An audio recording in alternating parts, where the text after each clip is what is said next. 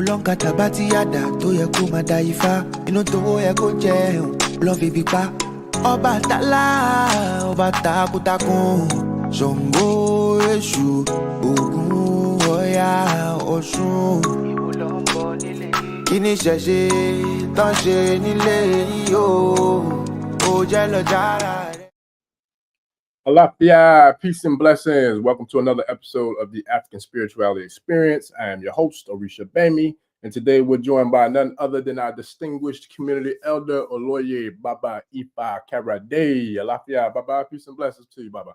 Wow, I'm feeling well, brother. I'm feeling stronger than I was yesterday, man. It seems to be like an infinite process. You know, I'm getting on my rowing machine and I'm doing sprints on the rower. You know what I mean? And this old body is like, you know what?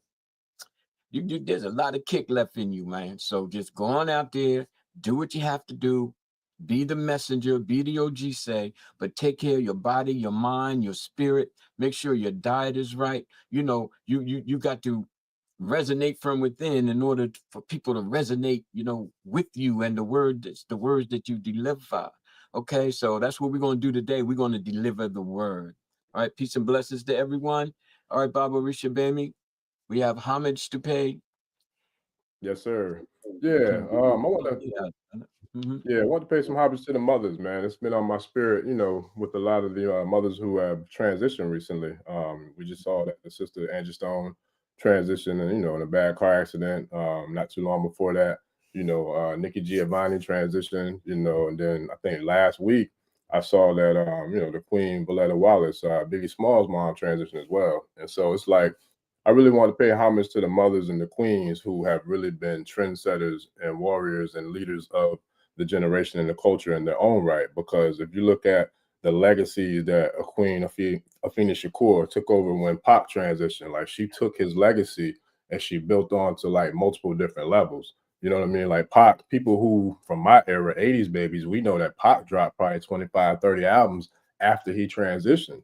You know, and a lot of that goes back to the work ethic that his mom put in place for him. You know what I'm saying? So it's like Biggie, you know, when his mom passed away, like I think she doubled or tripled what his net worth was when he transitioned. So it's like we have to pay homage to the mothers, man, because the mothers, you know, they are, you know, those who pretty much run the marketplace. Like they have the most influence, you know. So it's like that's something I want to start the show, Baba, with kind of paying homage to the mothers. But one question before we get into this hot topic, because everybody's loving the first episode, but what is your favorite mother moment with Emoja, Baba?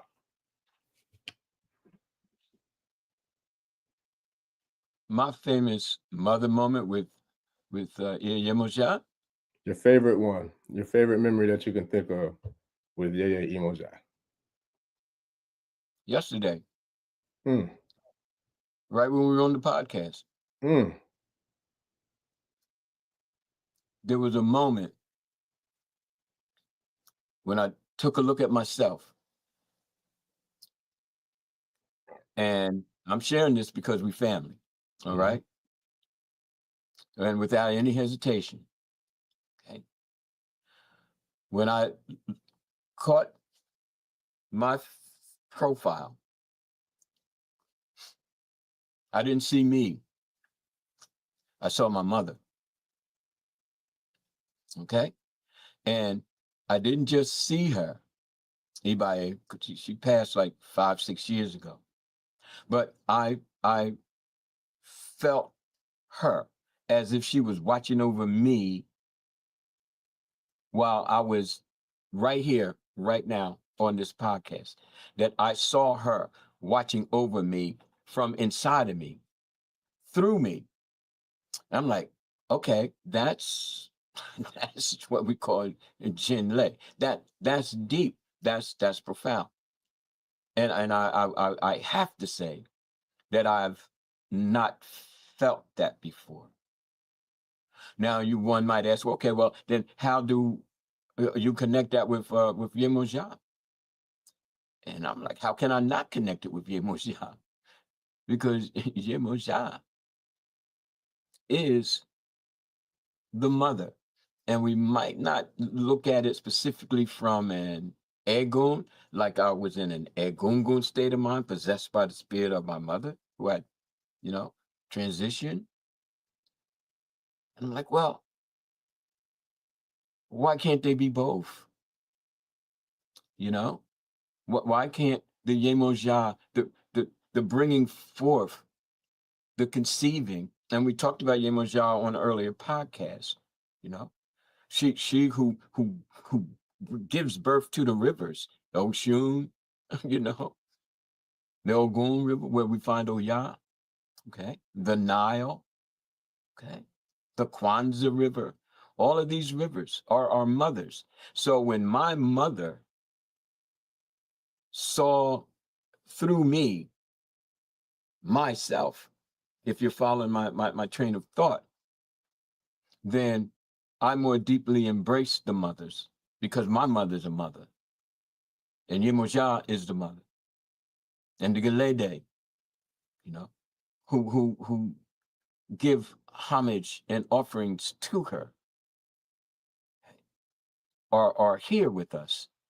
Our mothers live through us. Yemoja lives through us.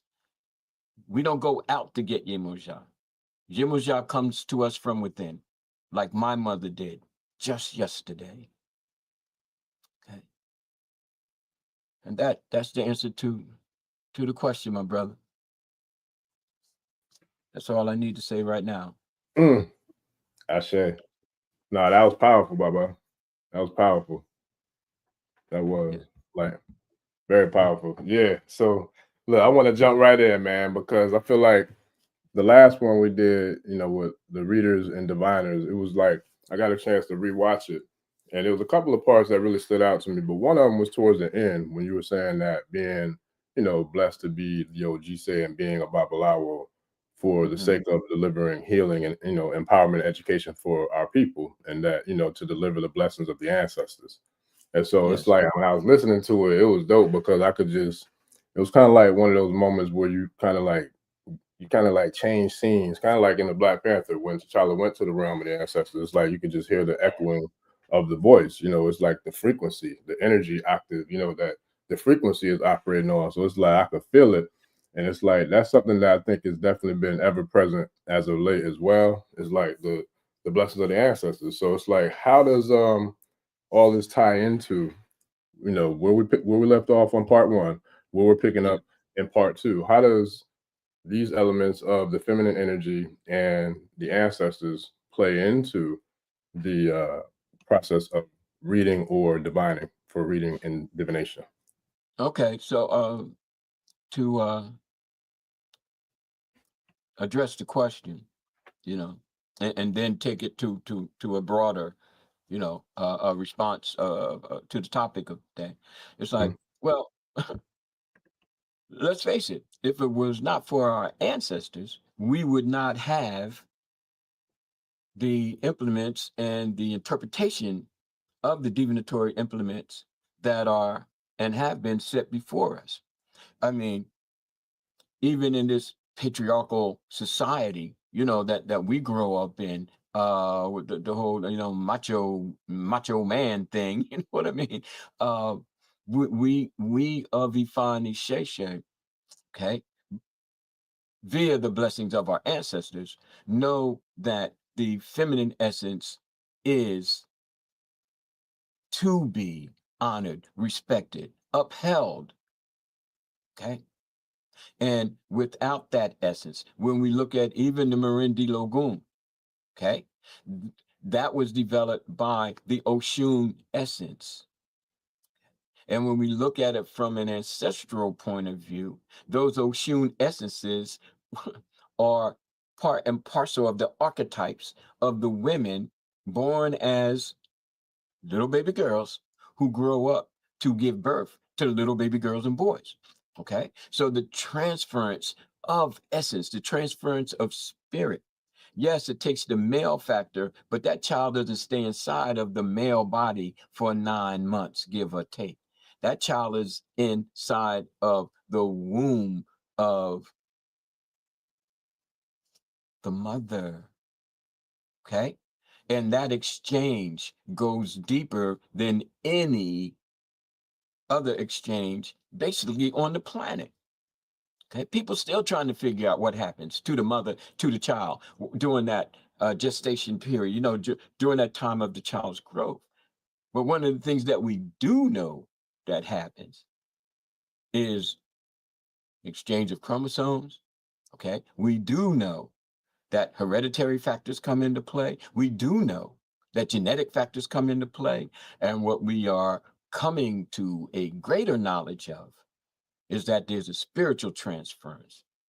So as I stated in response to your opening question, and that is this line between Egun and Orisha is not as pronounced, it's not as thick as we are kind of led to believe it is. Okay, because now deeper thought, deeper introspection, deeper research. Okay, because there are people who are writing essays about this that are somewhat out of the norm of regard in regards to accessibility. Okay, so ancestors, orishas, and that's why we can say that our ancestors are orishas and our orishas are our ancestors, and the divinatory processes that they have left for us, that they have bestowed upon us, come about as their experiences in the physical world pragmatically. Okay, how do we make the divinatory process work for us? And that doesn't mean manipulation. It means what are they in terms of implements of change, implements of that deeper introspection that must occur, not a leisurely pursuit, but what must occur so that we develop into the better of ourselves.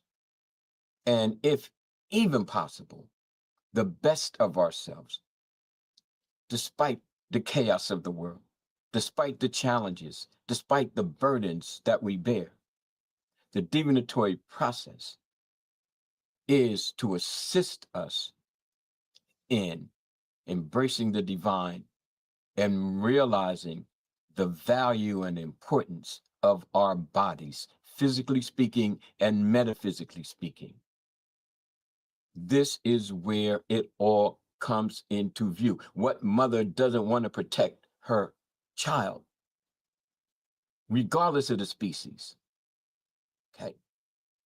So when we look to divination, we are looking to our mothers because we are in the womb. The earth itself, Onile, the earth itself is considered our mother. And as we tread this earthly plane, we look within. We look within, we journey within.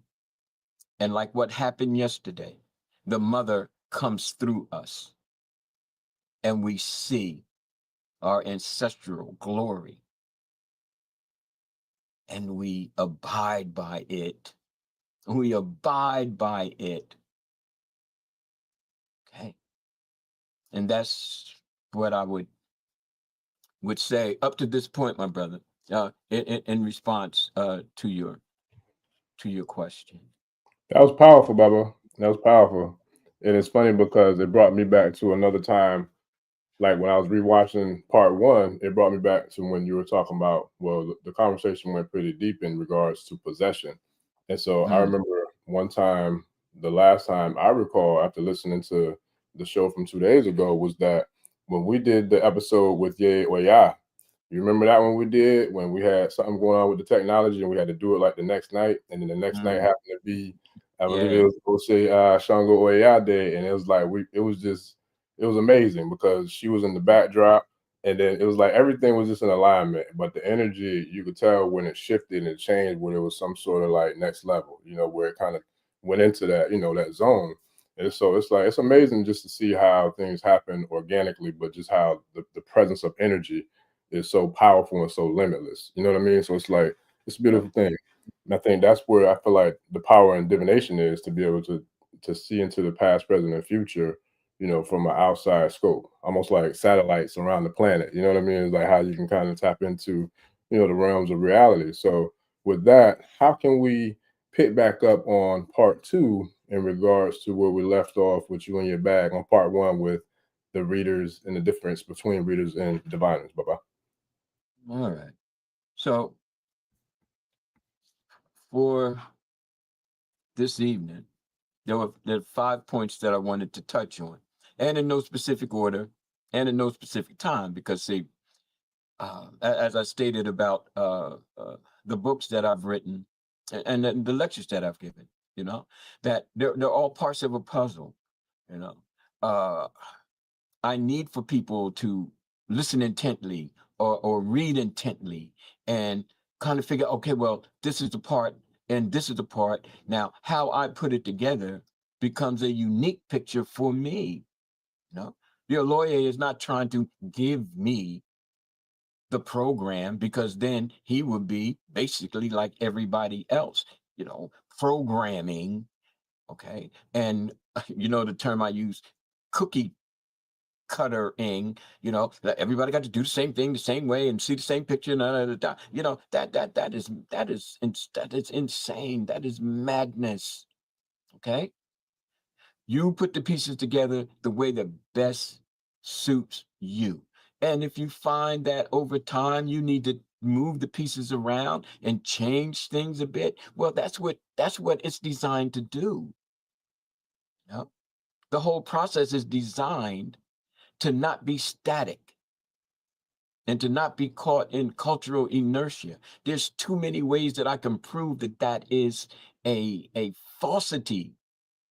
Oh, well, we got to do it like our ancestors. There ain't nowhere in the world you can do it like your ancestors. So quit tripping, you know, and following something that somebody set down on a piece of paper, you know. So again, I'm going to get into all that. So please, hold on to your elecades, because see, these are times when we have to go deep. We have to go deep. All this playing around and regurgitating and bouncing up and down behind stuff, those days are over.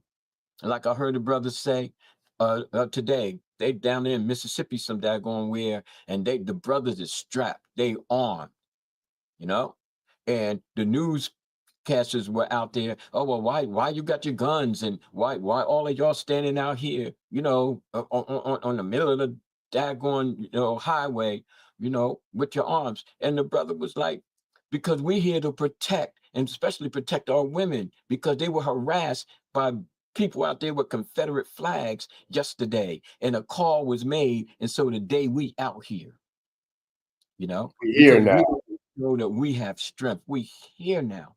But what he said and how he was laying it down, young blood, you know what I mean? It's like, quiet don't work no more. I was like, yo, Never has. It never has. quiet don't work no more. Y'all wasn't out here when they was raising these Confederate flags, threatening our women and our children. You wasn't out here with your news cameras then. But now we out here to protect as men. And now you out here wanting to know what's going on. He was like, quiet don't work no more. I was like, my brother, you know? So Mm, when it comes down to, divining and working with Isese, those times when being fearful, and those times when being in the basement, and those times when, behind closed doors, and the spookism and the demonizing and all that kind of stuff, that don't work no more. mm, Okay. mm, We have to be out here intelligently with the IQ high, emotionally with the IQ high, spiritually with the IQ high. Our social construct has to be cohesive and cooperative. Okay. And our adversity IQ needs to be at an all-time high, because the stresses and strains of just life itself, much less an oppressive society. So now when it comes down to the divinatory process, okay, we do have to engage ourselves with the question of what is the purpose? Mm. Okay. What is the purpose of going for divination as, let's just say, a shade of yellow, okay? And what is the purpose of going to get a reading? Mm. Okay. Now, people, I'm going to get a reading. I'm going to get a reading. I'm going to Baba so and so or ear so and so to get a reading. I'm encouraging the priestly to start sharing with people in mass. Change your vocabulary in order to change your consciousness and your state of mind. You can call somebody up on the phone and get a psychic reading. You can go to a tarot card reader and get a reading. You can go to the Valley Fair, and the people got their reading tables up. You can go through all of that and get a reading. But when you come to somebody who's going through initiation, travel to the continent, connected with the Orisha and the ancestors, and you're going to get a reading, it's like, no, we're going to raise the bar, because the purpose need be, I'm coming for divination because I'm seeking to become more divine. Diviner, help me to accomplish that goal.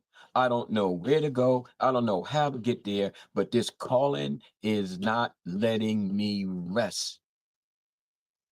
Okay. And if somebody contacts me with something, like all the way to the left, I'm like, well, shoot, you could have gone to a reader to do that. Because see, divination means that we're pulling out the divine in you. And then the Orisha, okay, again, as portals to that divinatory, that divine essence, that mother in you, to bring forth the betterment and the best of you. Okay. Now, if you're not willing, or if you feel as though this is just some kind of, experience that you want to have, I understand it. I understand where you're coming from. But you need to understand as well, because most of us, we're a little older than 16 and 17 years old. To come to grips with the fact that the responsibility is ultimately on us, not ultimately on the Orisha, not ultimately on the Odu, not ultimately on Orisha. It's just not. Okay? This whole sky god thing and the angels and all that kind of stuff, that don't work no more. Okay? Because we've brought ourselves via initiations, via the callings that we have, to come to a divine state of existence. And I tell people, and they would get a little, real quiet, because I say, Ifa Isese is not my religion. It's not my religion. I no longer look at it as my religion. I've been divining for people for 30, 40 years. I've been making their bones for 20, 40, 50 years. It's like at some point, it becomes beyond the point. Okay. Let's say it's not my religion. Okay. And the whole Elays get quiet. Let's say it's my existence. So when you come to me for divination, you're coming to enhance your existence. Okay. Not to follow basically the way that you've been taught to follow religious constructs. Okay. And how you see religion is more of a way of how you've been taught to see it than how your ancestors are guiding you to embrace it. And that's one of those walls that have to be broken through, climbed over, or somebody help you to climb over it, but we got to get over it. Okay. Now, again, this is only this school of thought. All right. So when we look at purpose, we look at readers can read. Okay. There's times I remember working in flea markets, one right in the heart of Newark.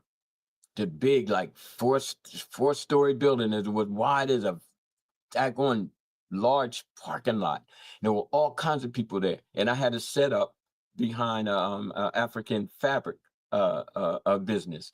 Sister and I were cool. Everything worked out. She said, "Well, Barbara, you can take the back when people come in and get, their African garb or whatever."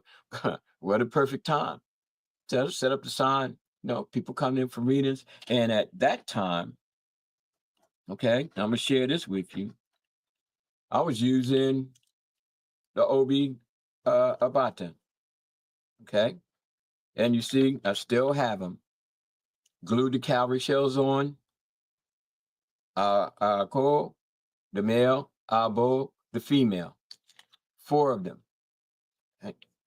Now, in terms of, how to divine and what the purpose is, well, Ejife, reading from top to bottom, dark, light, dark. Okay, that looks like ED. Okay, so now we're going to talk about things. All right. So you see, even with those 4, I had not made priesthood. You see? Now I continued after I did, but because I took it upon myself to start learning and exploring, because I was refining myself. I wasn't doing it to exploit, nor manipulate, nor put myself on some sort of delusional pedestal. It's like this divinatory process is going to help make me a better person. Okay. And that was back in the 80s and whatnot. You understand? And then coming into the early part of the 90s, to be more specific, as I traveled the timeline of my existence. But see, it's divination that helped to improve my existence. The relationship with the Orisha, the relationship with Arumula, the relationship with Olodumare, the relationship with the Egun, they're all part of that, but they are just part of it. I am it. And that's not ego. That's self-realization and self-acceptance and self-responsibility. Got to start limiting self-inflicted wounds, start limiting misconceived notions and start questioning, educational information as opposed to researched and referenced information. You see the difference here? So when we talk about the purpose of a diviner, that's there. A reader may not take you in that direction. That more than likely will not be the road, if you understand. That will not be the road. It'll be oh, well, this and this and that is that, and you're gonna meet somebody, tall, dark, and handsome, or there's people who don't like you in the world, and you know what I mean. And I see here, you're having love problems and all that kind of stuff. Only yeah, okay, who doesn't? But the whole point is that the reader will only take you to what I consider, and again, this is just me. Okay, I consider, a level 1, type of interaction. And it's not even really an interaction because they're not really talking with you. They're talking to you. This is this and that is that. And you got to do this and got to do that. Real short story. Young sister goes to get a reading, because she wants to get a young man, not only interested in her, but to become her man. So the reader says, okay, do this, that, and this and that, and you're going to get him. Okay. So the sister does that, and it's an old tale. It's prevalent. It goes around, the whole thing with the women's cycle and putting it in the food and all that kind of stuff. See, a reader would tell you that for the most part. Okay. And now the young girl goes and does it. And the guy falls in love with her and they get thing, but come to find out, he's brutal. You understand? And when things don't go his way, he gets real twisted. So the sister goes back to the reader and says, you told me that, I would get the man to love me and da. And but now, I come to find out that he's brutal and it's going against me. And the reader says, well, hey, you came for the reading. I gave you what you wanted. You paid me,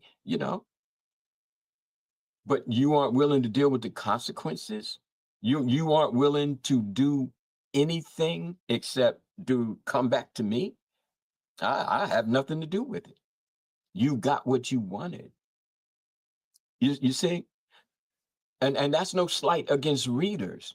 You understand? But we get into the conjure woman kind of thing, and we get into the conjure man and the High John the Conqueror and all that kind of stuff. Okay. And that might work for some people, and they may be able to take those kind of hits, or not. But the whole thing is they don't go to a diviner. Okay. And this is where I urge diviners to start more so exercising divinity, so that you would never tell a person that they could use something to get somebody else and not be held accountable for what happens to that person, because you got the money, because you praying on not over them, but you praying them like they're prey. There has to be a stop from that. That don't work no more. You understand? Okay. So diviners, divine, but you got to be divine to assist the people to become divine. And that brings us to this. Okay. When you start really flipping the pages beyond the syncretism, you start to see that Babalawos back in the day, they were generally very poor, and I say that in a material sense. And I of course I ponder it. Do I want to be poor? Do I want to be like, some of like the Buddhist monks and whatever, door to door, and they live on the offerings that people give them, not the offerings that the people give to the deities. And if I were to say, all right, Babalawos, all of y'all, okay, we're just going to have to live off of what people give us. I wonder how many of us would really starve to death. Just starve to death right in front of the people. But see, back in the day, there was more reverence for the Babalawos, and the Olorishas, Iyas and Babas. More reverence. And people seem to know the difference between going to get a reading or elder consultation, whereas like when I was in Ejibo, the elders came out. They weren't initiated priests and priestesses. The first people that I met, they went into the back room. I saw them with the obi. They cast the obi and then came back and shared with me some of the things they had to say. They gave me elder consultation. And the tenets of Ifa even state wise consultation before divination. You understand? But we don't hear that because it's not good business. Time is money. You understand? So at any rate, Babalawos were poor. And I pondered that right up until this morning. What I've here, light, dark, light, light. Okay. Otura. But anyway, so people would come to the Babalawos, and if the people, or let's just say in this case, the person couldn't afford the fee, the Babalawo was still divine for them. If the person couldn't afford the abos, the Babalawo would negotiate with the Orisha. Okay, well, what else can we do? Or if the Babalawo had a little surplus or whatever, they would make the ebo for the person who came to them for divination, not to get a reading. You see? So when folks start talking about, oh, well, we want to, we don't want to change the way that we do. We find Isese, and this is the way our ancestors did it. I'm like, you don't know what you're talking about. You just want to keep doing what you're doing. So why don't you just say that? Because see, you're not looking in the past to move into the future. You're just looking at the present. That's called presentism. You're just gauging everything from where you are right here, right now. Okay. You're not talking about what your ancestors did, because you're not even studying it. You're just going on, whatever your notion is. Okay. But again, deliberation, wise consultation before initiation. Okay. So now we have the Babalaos who are poor. Okay. And I'll use that word in floating quotation marks, because even up till this morning, okay, it was like, what is poor? Okay. And something that I read across, I'm reading Ta-Nehisi Coates' book, Between Two Worlds, a powerful read, okay? Powerful read. And it was triggering things within, within my mind, in terms of, if I am without any overriding desire or need to have a materialistic world, then I'm not seeking to exploit others. If I'm not, as a person of spirit, more interested in my spiritual enrichment, then how can I get others to be interested in their spiritual enrichment? And it may seem as though I'm poor because I don't have all the material gains that one equates to being enriched or rich, or having made it, having been successful, when I'm like, the strength of my spirit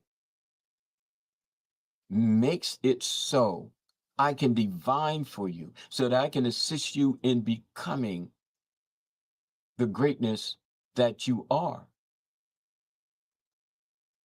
And I'm okay with that. And I'm okay if I have to be alone. I'm okay with that. And I'm okay if I don't get the brand new car, or if I don't wear the fanciest clothes, or I don't drink, the most expensive of champagnes. I'm okay with that. That is not my pursuit of happiness. That I'm not in pursuit of that. I'm in pursuit of developing myself, of existing in a pure state of mind. And part of that is what I give to you. Part of that is what I give to you. So, we gauge our success based on what our ancestors have left us. Okay.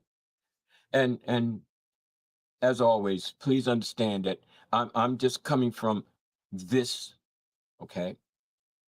This who I am. Okay. Just like in the past, there were different Babalaos who had different teachings for people. Just like, again, the Shaolin temples, I know I make those kind of connections, but everyone didn't teach the same style. Everyone didn't teach the same way. There were different schools throughout the martial art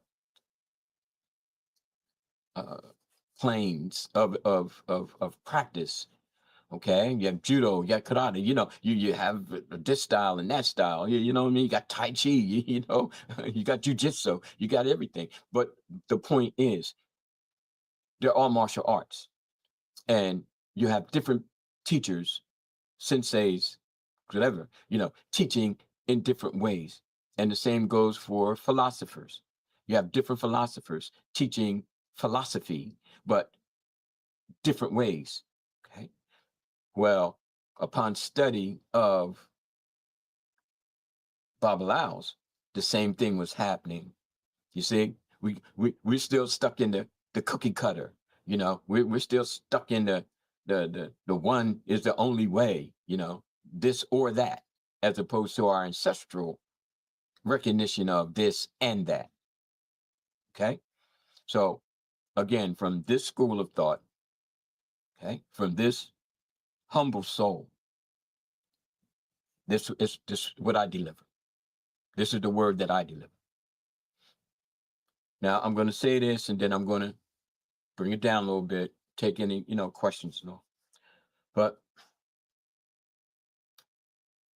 there was a time when it was debatable whether I was going to become an Obatala priest, or, here we go with the or thing again, or an Ifa priest.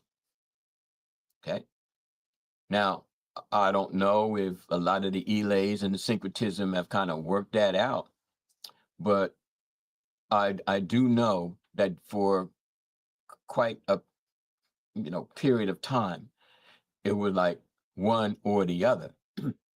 Now I bring this up because it's a specific question or core question was that, well, if you become an Ifa priest, then you don't get possessed. And that core question came from me. And I'm like, why not? Okay. Said, well, that's for the Olorishas. They get the Bembeys, they get the Holy Orisha, you know what I mean? And they get possessed and, this, that, and the other thing. Well, then Babalaos, we don't do that. I'm like, okay. So when I'm taking my Iroke and I'm tapping on the board and I'm, chanting to Arumila Gio, Arumila Gio, Arumila Gio, Biolo Leo do Kio wa Ileo, Biolo Leo K, Kio wa Ileo, Biolo Leo do Kio wa Ileo. You mean that prayer, that chant, that tapping does not bring about a state of possession? Mm. And I question all of them. I'm like, here we go. You're setting up a hierarchy, which basically says we better than them other folks. Yeah. And I'm like, no, we are not. No, we are not. And that state of possession allows at least me to be more than a regurgitator of something that is memorized, but a channel of that which is spiritualized. And that's what I give to the person who comes to me for divination.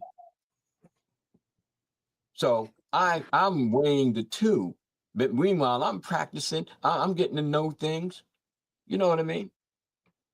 And then the door opens, and it says you can do both. Here in Ejibo, you'll become the Obatala priest, and you'll become the Ifa priest, and you will be Omo Orisha. You are a descendant of all the Orishas. And I carry that to this day. And that was back in the 80s and the early 90s. So does the Babalao get possessed? Yes. Does the Ian Babalo Orishas divine with implements? Yes. The Obi and the Arian de Logon. So if the Baba and Ears can be diviners and get possessed, why can't the diviners get possessed and also divine? They're possessed with the spirit of Arumila. They're possessed with the spirit of the Odu. So the only way that you're going to not get that is to kind of build a wall around your spirituality and walk around like the freaking Pope or whatever, you know what I mean? And then expect people to become more spiritualized because they're in your presence? No, they become more politicalized. It becomes a matter of politics and not a matter of spiritual growth and ascension. I sure. And this is why I got the threats. And this is why my books were burned. And this is also why I'm still here. Sure. You know? So at this point, my brother, questions, comments? Yep. Yeah, we got some questions. Shah Goddess got a question. She wants to know, Boye, Aboshishe, Babas, and family. Question: are we allowed to wear other ilekes other than a rumula or your head or risha? What's your thoughts, Baba? Of course. Of course. Okay. I got on all these lecades now. There'll be babalaos where, you know, you wear the Orisha lecades where you're a babalao. You should just have the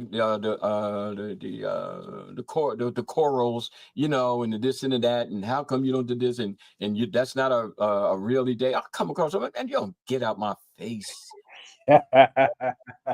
I mean, really, with all that bull crap, man. It's like, what? You know, is this a fashion show? You know what I mean? You know what I mean? We were just walking around to try to look like we something. So, but there It's the are. thing with, huh?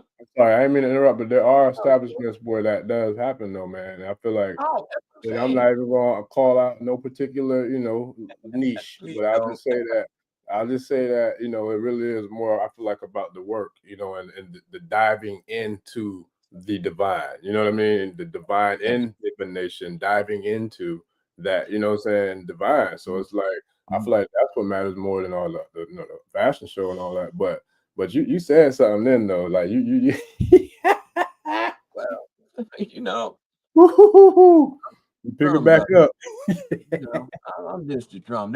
When you call on me, they all coming. Okay. So Look, you can't just pick and choose which one. no, because they all there. I know that's The family turn out. You know what yes, I mean? And if they sick, they coming in rolling in wheelchairs or whatever. It's like, oh, we coming, we gonna represent. You know, by any means by necessary. any and all means necessary. But Yes, sir. Shah got it. In answer to your question, my sister, it's like there's nothing on this planet or in the cosmos that need stop you from learning about and coming to know what those elekes symbolize and how they become a part of your life, your existence, and how you come on, you're a grown woman, you know. Even asking somebody permission, you know, is a sidestep into, you know, a trap, if you will, of dependency. You know, it's like you see that of those elekes, and you take your spiritual bath and whatever you can get your hands on that feels spiritual to you, and you light your candles and you breathe in the essence of spirit. Again, you're a grown woman. You're not a teenager. Like you can't commune with spirit, and your mother's all over you and running all through you and talking about child who you need to ask for permission to be who we are. What is this? You know, what is this? Is this African? No, trust me, it's not. It's not. And if somebody tells you no and you don't agree with them, then you be like, okay, I asked you, I got your point of view, but I'm like, yo, I'm going to do it anyway. Why? Because I can. Because I can. You know, I can. I'm grown. Okay. I'm grown and I'm spiritually mature. I've raised kids. I got grandkids and they all doing just fine. So there's going to be a lot of decisions that I'm going to make for myself. And you may have position, but trust me when I say it's more delusional than real. Okay? It's an illusion of power. Because real power would be like, yes, sister, divinely embrace yourself. And if it takes a couple of beads around your neck to help you on that, then fine. Then fine. Okay? So in answer to your question, yes, rather now somebody told you no, now somebody telling you yes. But at Mm. the end of the day, ultimately,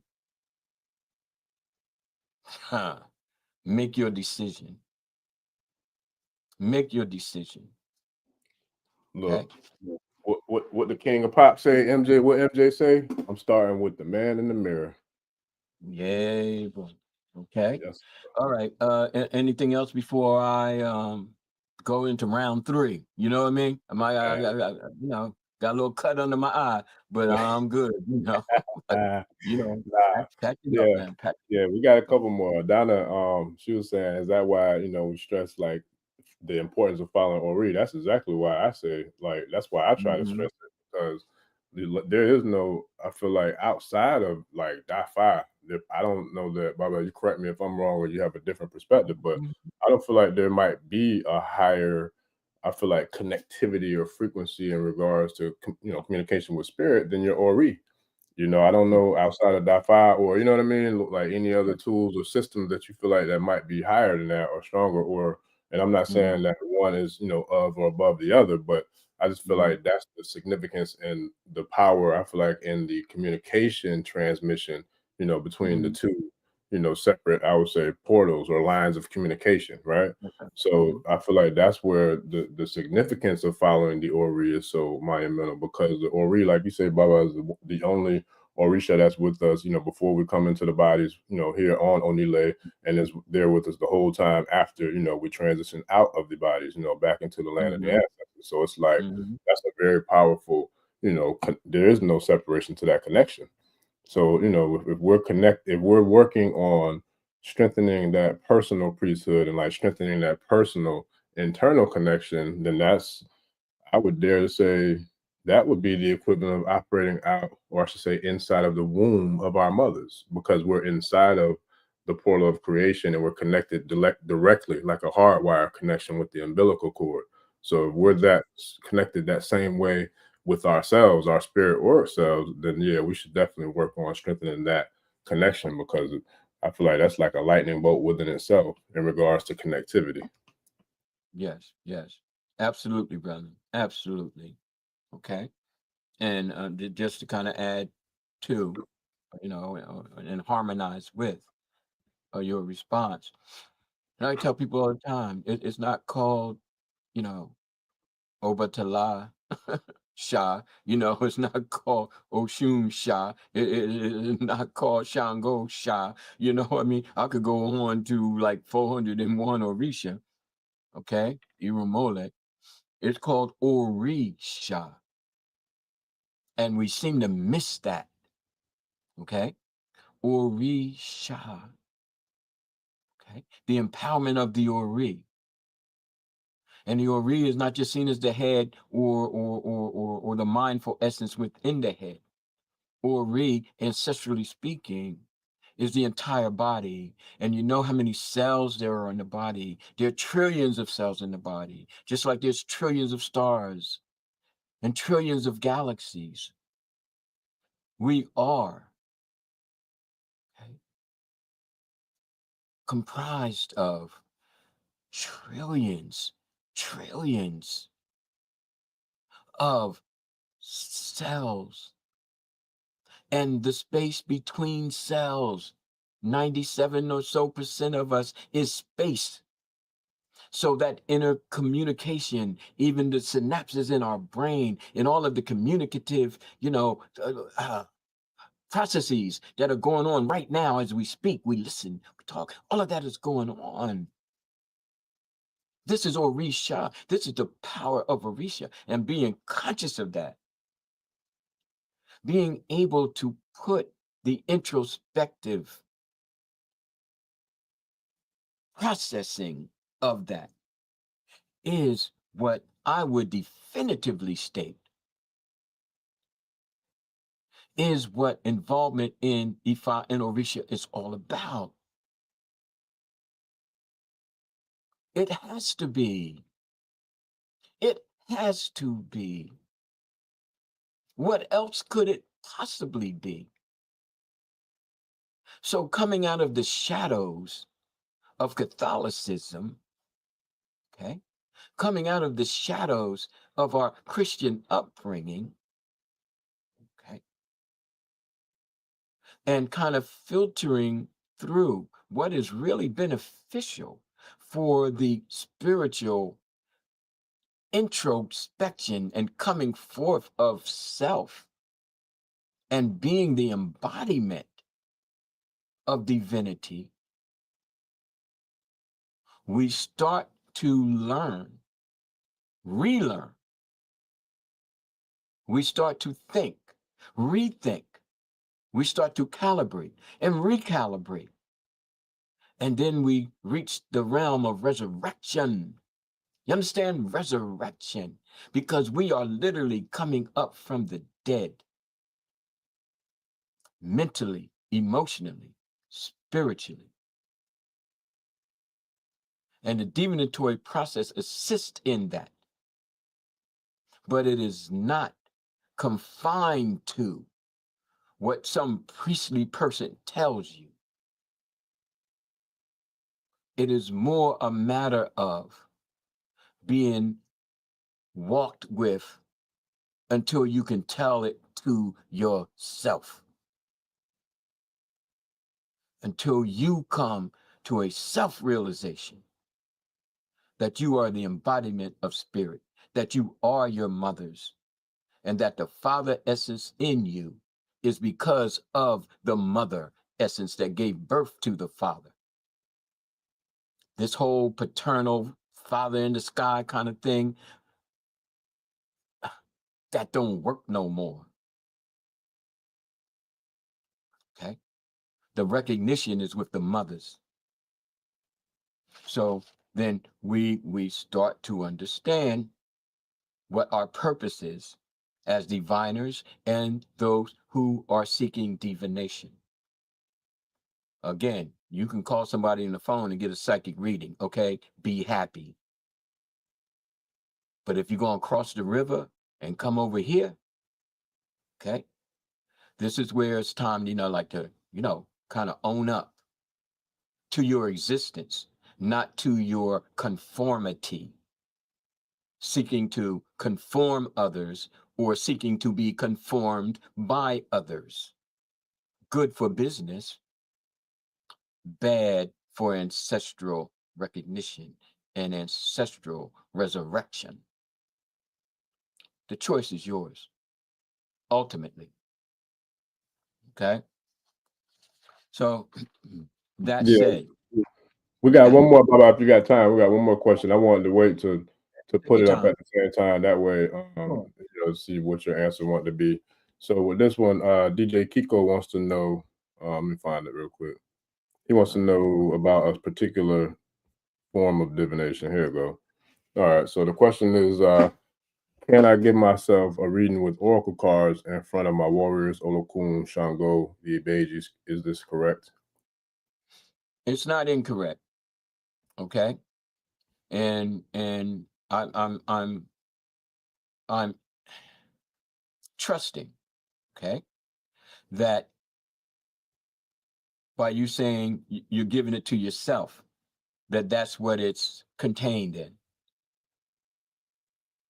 When my Ile was up and running for the whole 21 plus years, I emphatically stated, do not read or divine or whatever you want to call it for anybody else without their permission, without their permission, without them asking you to.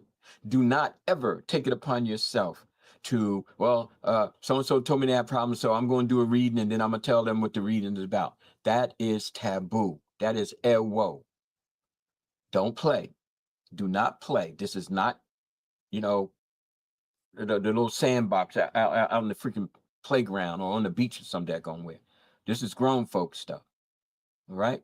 So, DJ, a quick go. If you are serious about confronting various aspects of yourself more so than situations, I would say a resounding yes. Okay. If you are looking to change yourself in order to change the situation, enhance the situation by enhancing you, not, oh, well, Shango going to come and do this. No, Shango's going to show me what's best to do to help myself and as a result, help others. If you take that directive, then again, a resounding yes. But if you approach out of the shadows, you know, because you want to manipulate the situation, then I would warn you. Okay. I would warn you, not for fear, but out of love. Okay. Because we don't want to see people get twisted up. So, yes. Okay. Again, I'm inferring based on your question and the mere fact that you're here, that you straight up. Okay. All right. So, yes. Then that said, DJ Quico, then I would say you have my support, brother. Sure. Yeah. So yeah, that I thought it was a good question. I definitely want to get your opinion and perspective on it, see what you felt about it. So, in regards to like something that you just said to him, and part of the answer to his question, you said about pretty much gaining access or the assistance from the characteristics of a particular Orisha when he was asking about, divining in front of those particular deities. So now when we go back to the divination thing, one of Yes. the energies and deities who I feel like is not really known of, especially in regards to people who are newer to the tradition of the faith, but that I would say, in true Ashe fashion, to return back to where we started, Odu, Baba, the significance of Odu when it comes to Ifa and the deliverance of the message. All right. I want to address this first. Mm-hmm. It's a spiritual violation to do that without permission. That I know, Ashe. I don't understand. She's pretty much following up to your answer to the question about divining for other people. When you were advising DJ Kiko to only divine for Okay. himself, she was pretty much co-signing what you were saying. Okay. All right. Mhm. Just for clarity, that's all. Okay. Yes, sir. All right. Hmm. Can we take that down then? Oh yeah. So yeah, my All right. question Back to was, what we do. yes, Okay. sir. Hmm. All right. Now, are we talking about Odu as the personification of the female, or the 16 plus 240 Odu? Personification of the feminine energy. Yes, sir. Okay. All right. Mhm. So here we have, okay, Odu Mhm. becomes a wife of Arumila. Now, Mhm. we remember from past podcasts that this whole thing about being husband, wife, and all that, it's more about energies and archetypes Mhm. than actual flesh and bone. You Right. know what I mean? So here we have Orumila basically going through what we're going through right here, right now. Mhm. You know, from your opening statement, even before we started the podcast, okay, was that recognition and that homage of the essence and need for not the female, which kind of gets a little, twisted, but for the feminine essence manifesting through the female, Mm. okay, empowered on this earth by the female, okay. So Orunmila clearly came to understand that without that, there was a lot missing Mm. from the Odu, okay. Because for the most part, when we look at all the 16 major Odu, if we were to personify them, okay, anthropomorphize them, they would all be males, okay? And then that lends to questionable perspectives if everything is from a male perspective, and the female as the manifestation of the feminine energy, okay, is not present nor prevalent, then somebody with the insight of a Rumila, okay, would say something needs to be done about this. Okay. And even if we don't have, a woman represented as an Odu, then we have to have that female essence up in there, the feminine essence, circulating throughout. And it's even going to be so that the males cannot speak unless through the feminine essence. There is no Odu being spoken without speaking the Odu. Okay, so if for I cast today and it's Ed Torah, then I'm speaking the Odu, but the only reason I can't speak it is because of the Odu, which is a feminine essence.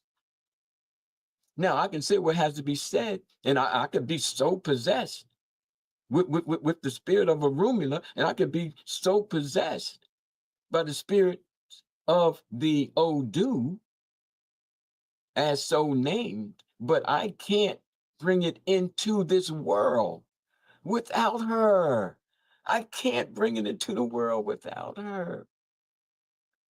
To speak the Odu is to give homage to her. No? And the secrecy of her bearing is more of the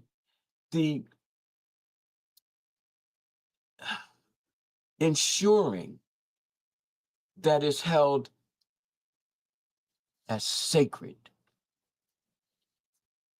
And this is where translation, kind of trips me up as I'm watching other people tripping up or tripping behind it. Because when all of these insights are translated from oral to written, two things are happening. One is the interpretation of the person who's doing the translation and where they're coming from, mostly who have been Europeanized. Okay. And then there's just terminology, period, even if people speak the same language. And if I look at that word in Yoruba and I see sacredness, but somebody else sees secret, then who's right and who's wrong? Again, different schools of thought based on different interpretive processes of people. So the Odu is not secret as much as it is sacred. And where does that sacredness come from? It comes from within the diviner, within those who are devoted to Odu. If you don't see it as sacred, how can anybody else see it as sacred? If you are exploiting others because of it and they know it, but they just don't have the strength to step off of that little hamster cage that you got them going on with false promises, okay? So they can't stop because you don't hold the Odu as sacred. You'd rather say it's a secret because that makes you feel like you got something. I got a secret. Well, if you got a secret, then you should be doing what? I mean, really, well, what should you be doing with your secret? Oh, so you pumping up your head with it, okay? But if you hold it as sacred, I'm passing on to you, my brother. I'm passing on to you, my sister. I'm passing on to you sacred knowledge. But I have to be bringing it to you from within. And this is where Odu is. It's not so much that it's feminine. it's that it's sacred. And the feminine, as a result, needs to be held as sacred. Even the feminine inside of myself. So this is the power of the personification, the bringing forth of the Odu as an archetype. Mm, I should. Yes, sir. I got one more for you, Baba. One more, man, because this is yeah, it's another one of those ones. You mentioned something in regards to if we looked at the Odu, the 16 Odu, if we looked at them, I guess kind of like not necessarily a metaphorical aspect, but just from a certain perspective, that it would be pretty much looked at as all male dominant, like from a patriarchal perspective. So I know there are two schools of thoughts in regards to how, some people who practice Ifa Sheshe have one frame of mind and thought, but then others have another frame of mind and thought. So me being one that I feel like we both are in alignment with this same frame of thought in regards to honoring and reverencing the feminine aspects of not just Ifa Sheshe, but of the universe, of creation, right? So when you say that about Odu, and then I feel like I'm going to speak for me, I'm personally against or opposed to a patriarchal archetype of wanting to run a society, because it has to have balance, and without the mothers, there is no balance. And if we're talking about the sacred sciences and the history of our spiritual traditions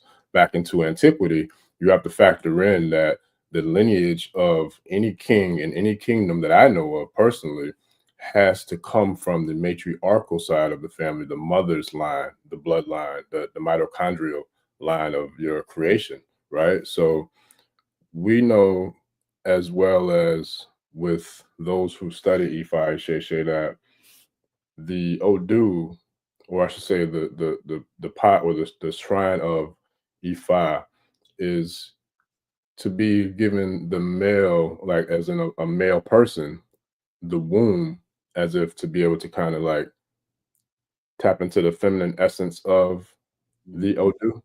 Is that correct, Baba? I would say so. The Agire that holds the I King, Yes, sir. yeah, yes, symbolic of the earth goddess Onile, symbolic of the sacredness of the feminine essence. Yes, Mm, sir, definitely. mm, yeah, Okay, that's and things powerful. they don't teach you in Elay school. You understand? You know what I mean? Yes, sir. That's But it's powerful. okay. Yeah, And it's documented yeah, again. But see, this is why this podcast is so important, because everybody's not, going to get the big books, and I understand that. You know what I right. mean? If Hmm. that's the case, there would be no need to go to school, college, or train. You get with people who have gone deep into what you want to get a little bit of something of. Mm, Okay, mm, so we're here to say, okay, on the Ashe channel, that we're going deep so that you can get what you need to get, and then you can come back and get some more. You can come back when you want to, how you want to. Okay. So the whole thing is to be a part of the process. But trust me when I say that Baba Rishabemi, myself, and the OJ Institute, okay, apocalypse, and people who work with us privately, okay, they're getting the best that we have to give. Okay. They're not getting the runaround. They're not getting to, go do this and go do that. Go, go get this and go get that. It's like, put yourself in a position of learning, of having a prior knowledge base, of having a global perspective, so that you can harness that knowledge in order to break through the the the the miscasting, the misconceiving, and the misconceived notions of who you have accepted yourself to be. You can't, you just can't embrace the ancestral and still be chained to the oppressive notions of self and this directive of giving up your body, of giving up your intelligence, of giving up your maturity, of giving up your age level responsibility, because that's what the larger group wants you to do. We're trying to say that, no, we're not trying to say it, we're saying it, okay? That you are going to be ultimately responsible for yourself, and that you are going to be ultimately responsible to assisting others to find themselves. It's not as important to be surrounded by 10,000 Orisha pots and you can't even make a decision for yourself. You have no sense of power over yourself.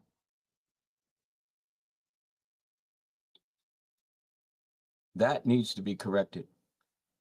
And I stand here, okay, in the midst of all of the stones that are thrown and all of the threats that are made. I stand here and I say, I know that this is truth. It's not my truth. I know that this is truth. It is the ultimate truth. How can it not be? How can it not be? All right. So, this whole thing about diviners getting possessed. Now, when Babalawos get together, I would challenge them to tell me something about the ancient Babalawos. I would challenge them. Because see, mostly what I've experienced about Babalawos, especially coming up, with the whole syncretism thing, is that again, it's more political. It's more, what I mean, the who I am, and now when people utilize the Marindi Logun, talk about divination, and anything that comes down beyond 12, okay, then they would send I'll just use devotee, or pseudo devotee to a Babalawo. So folks out there studying the Erindi Logun, you got to remember that at first there was 20 cowrie shells back in the day. Okay, people would divine with 20, if not 21.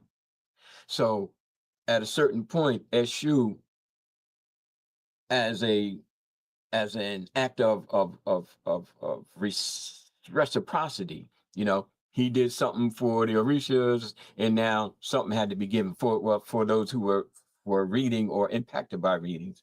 And so 4 of them were taken away, which left 16. So when we say the Erindi Logun, it's really 20 minus 4, and that leaves you with the 16. So when you go get a divination and the 16 cowrie shells are put out, and the diviner sees, let's just say, 13 up, or 14 up, or 15 or 16, then the due process is to give you a little bit of what to say, but then you go seek a Babalawo. Okay. Now, also take note of the fact that the Odu for the EM Babalarishas is in a different order than that for the Babalawos. I've found some people get a little, confused by that. Okay. So if you're a priestess of Oshun and you're casting, you have the same name of the Odus, but they're in a different order than what the Ifa priest would have. That is something that, came out of how things develop. Okay. And we can also say that the order of the Odu for the Babalawos is different, say in Oyo State, than it is for the Benin. So nothing is really like carved in stone. So when people get all uptight about, this is the Odu and this is what it says and all that, it's like, you're still caught in that cultural inertia that you know nothing about. It's like you stuck in the middle of an intersection past the stop sign and you just there wait on cars come by and everything. It's like you just stuck there. It's like you don't want to move because you feel as though that's where you should be, but you don't know that you're supposed to go or back up or turn right or turn left. You just standing there like, well, this is the way it's supposed to be. And da, da, da, da. You don't know, Jack. You don't know. You don't know. You don't know. And you won't study. And you only take what really reinforces your ignorance. Wow. Okay. What reinforces your ignorance. So that's not a put down. I do understand. But for somebody who's been in this for a lot of years and did what everything was moving to do, even up to this very moment, is to say that we need to open up and study. If we're going to look at what it is to be a Babalawo, then why not start getting research papers and why not start getting, together and conversing about, well, the fact is, back in the day, Babalawo was getting high as a kite. Still happening. They had psychedelic drugs, just like when people going down to South America and wherever. Ayahuasca. The ayahuasca, that ayahuasca ceremony or ritual. Yes, with the peyote and all that kind of stuff. We talking about Africa, a very Yeah. hot climate. Yeah. So you got cannabis, you got all kinds of hallucinogenics. I got a big thick book over there talking about Ifa priests and hallucinogenics. And I'm like, why not? Why not? Not to say I'm gonna run off and do it, but the whole thing is I've been down those roads, which probably have more to do with opening my mind than a whole lot of other things, back in the day. But the whole point is that, there is that culture amongst schools, because I can't speak for all of them, because there may be some elder Babalawo say, "Nah, we don't do that." But there was a whole lot of them who were saying, "Yeah, we do." They have mushrooms and everything else growing out there. It's like, we just kind of see ourselves as, shadows of Catholicism, and we got to step out of that shit. Now, I'm telling you, and start getting real with ourselves. Yeah. You understand? So we got Babalawos walking around. Oh, I'm a Babalawo. I'm a Babalawo. I don't know nothing about being a Babalawo. You can go buy a black belt. Okay. That don't make you a seasoned fighter. Okay. That don't make you anybody that's really taken some hits or studied, the meditational practices of, any of the art forms. Any of the art forms. Man, so when we talk about being a this or a that, do we rest comfortably on the misconceived notions brought about by syncretism, brought about by acculturation, and brought about by gentrification? Let's just face it. Are we just good little Christians, claiming to do what our ancestors are doing and not taking and knowing more still about Christianity and Islam than about ancient Africa? Yeah. Or ancient Nigerian region, to be specific, since we're talking about Ifa and Isese. Yeah. And why don't we know it? Well, because when we were kids, we weren't taught it. And when we go to Babalawos for readings as opposed to divination, it's not made a part of the empowering of self. The divine. And I call upon all of the Babas and Iyas to, just upgrade your elays and start not being ashamed of being African. I say. Beyond the superficial. All right, but I'm gonna stop there. No, I got you. I got two more quick ones. If you got, if we can run two more off real quick. Because there was a question that was in there a while ago. Since we're on divination, I wanted to get answer that one. But one that I have real quick too is in regards to when it comes to divination, the differences in the Odus. You mentioned that it's different, I think, in Oyo or somewhere else. So I noticed that. Well, Yeah, because I was gonna say, like, I noticed that the difference in the book that you told me to get from Bascom, the E5 book Mhm. on divination from William Bascom.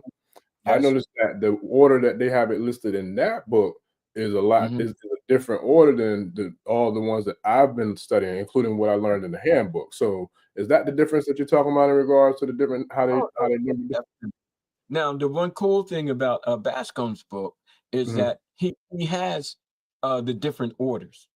So, like Got the you. more Okay. you get into the book, you'll find one that Ah, has the order that got you. Okay. well, So I the probably only haven't got order that that I was taught. far. You Okay. know, Got you. like when I read that book and then did cross referencing. You understand what I mean? Mhm. And then it became clear to me that different places have different orders. Got And you. then it became clear to me that what really is the difference? Mm. I mean, what really is the difference? Yeah. Because with the Odu speaking, they speaking. Okay.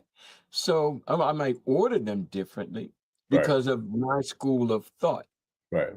in the region that I live in. It may be because of geographical reasons. You know, it may be for a number of things, but at the end of the day, it's not like the sky is falling. Yeah. Well, over here we do it this way, and this is the only way. I'm like, no, it's not. It's not the only way. It Yeah. never was, and it never will be. I said. And we need to be okay with that. Yeah. You know, I mean, we really, really do. It's That's not. dope though, because I've never told you or I don't know if I ever told anybody else this, but that's literally like what you just said, how you research the different, areas that's, kind of like that way of numbering they'll do is the indigenous to or what have you. You like you were saying earlier, being someone who has went, through the Ifa and the Orisha, ceremonies, it's like Mhm, for me, I use both, especially once I'm 85, like because I look at it like I can give a whole nother perspective.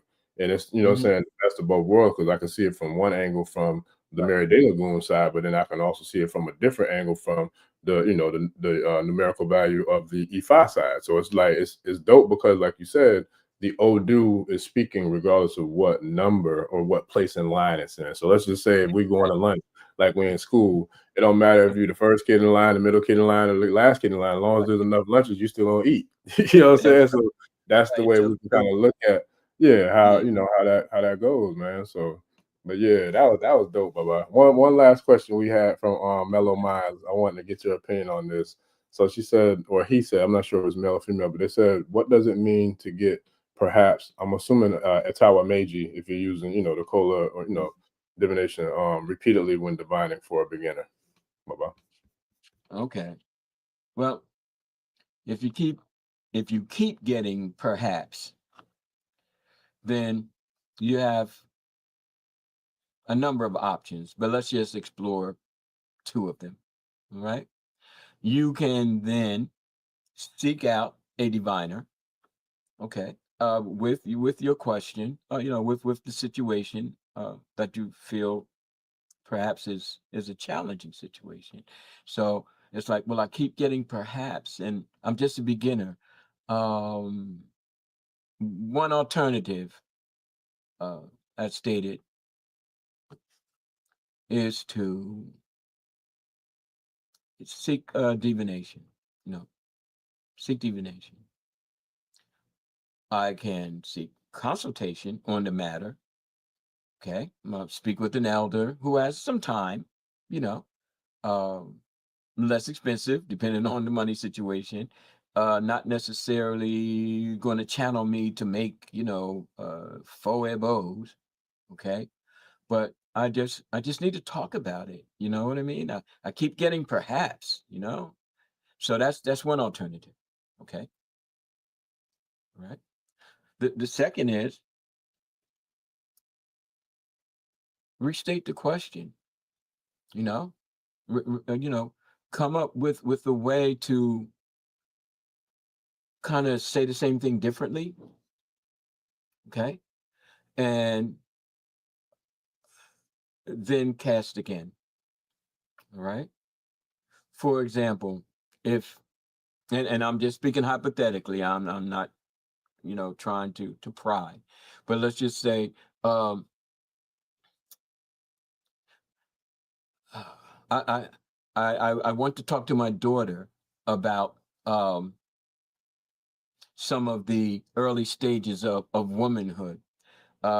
She tends to think that, of course, she knows more than I do, and we're really having a rough time. I can't seem to get through to her. Okay, and I'm coming to my shrine. Okay, and I'm asking if I should do A. All right, and I cast. Okay, and I come up with Itawa, which I just did. All right. And I guess, well, perhaps, okay, perhaps. Okay. I know if it comes down to perhaps, and I read in the handbook of your religious concept that it comes down perhaps, okay. Shameless plug for the book, but that's all right. Okay. Just keeping it light. And I cast again, and it comes up Itawa. And it's like, well, oh, just say, perhaps I should put her on punishment. Perhaps I shouldn't allow her to go out anymore. And something's not feeling right about this. Am I being too hard? Perhaps. Okay. So you might switch it around. You might turn the question around and be not so much of what you should do to her, but what could you do for her? You see the difference? Doing something to her as a punishment is vastly different than doing something for her as a way of assisting her to see your point. You may should I take her to on a visit to grandma's, because grandma came up through a whole lot, and I want to see if she should come with that. Okay. So I came up with Itawa, and I come up with Itawa Ijife. Okay. So it's like, yeah, but make sure to give grandma a call. Make sure you set it up so nothing goes wrong. But you want to take your daughter, to see also what grandma has to say. Another point of view, as the women gather. All right. Mellow Minds, I just used that as an example. Okay. One, seek out a Babalao. Two, reposition yourself. Are you going to do it to this budding female energy, or are you going to do something for it? Okay. Does that answer your question, Mellow Minds?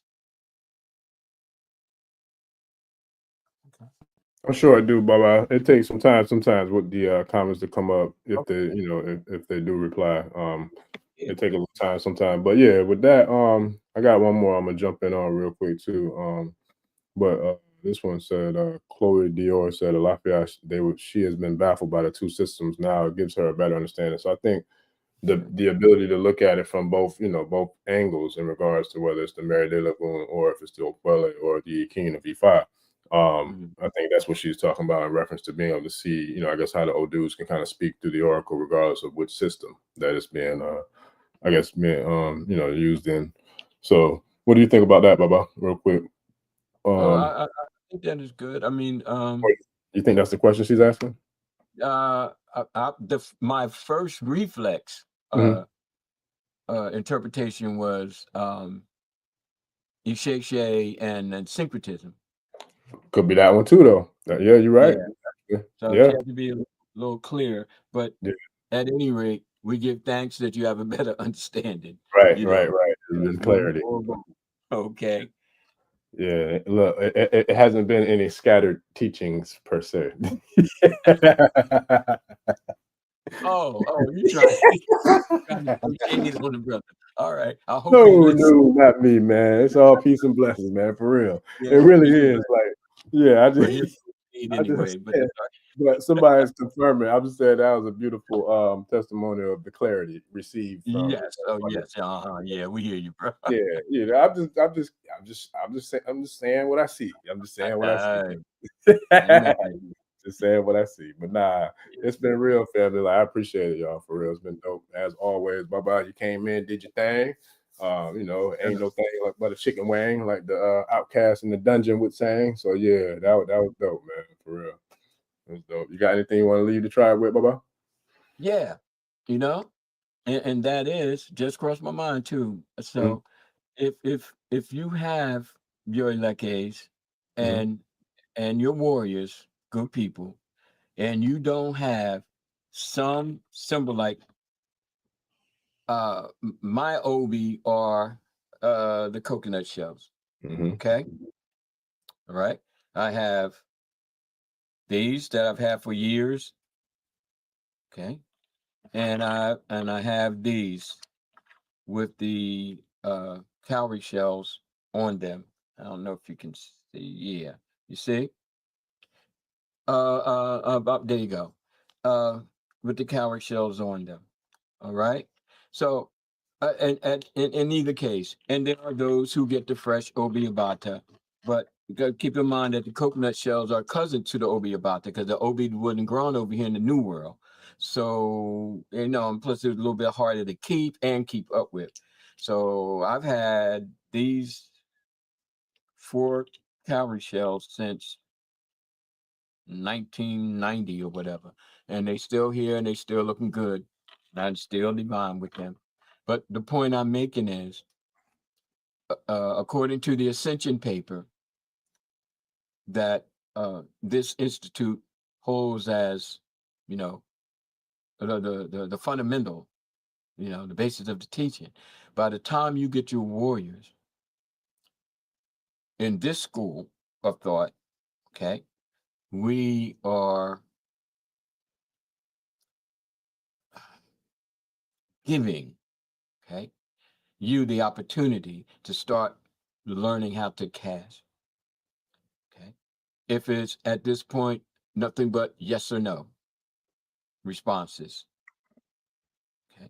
But this is not only the beginning of becoming a diviner through time, okay, but it's also about you becoming divine through time. Mm-hmm. Okay. We're going to shorten the bridge, the gap. Right. So know that we are with you. Okay. We don't advertise like that. We don't, call that for a reading and all that kind of thing. And, you know, but, no shade thrown on that. People do what they feel as though they got to do. But at the same time, this is the road if you choose to embark. Okay. If you choose to embark, you're going to learn and you're going to become. So it could start off with the 4 shells. Okay. Next thing you know, you have your Rindi Lagoon. You're moving into Babalao or Iyanifa. Start to work with your Opale. And then with your Iking. But I can show you how to read the Obi like you read the Opale. Mm. Mm. Well, there you have it, ladies and gentlemen. And I'm gonna quote the guy and Koshi with his comments, man. With like DJ Khaled, another one. Man, listen. Yeah, this was dope, Bubba. I definitely appreciate it, man. Appreciate you all tribe. Like it was dope. Everybody who came out showed love as usual, chopping it up in the comments on the in the Ashe Nation and Ashe tribe, Karade Nation, the Ojise Institute, the study group. Like shout out to everybody, man, for all the love and support. We definitely appreciate you all, family. We got some more coming tonight. We're doing a double header, man. We got another one coming in about 15 minutes. We're going in now with the feminine energy, and look to circle it right back to the mothers and the feminine. We're gonna do it again, man, with the balance. So that's what it's All right. about, man. So bye bye. I appreciate you. And I Appreciate definitely you, brother.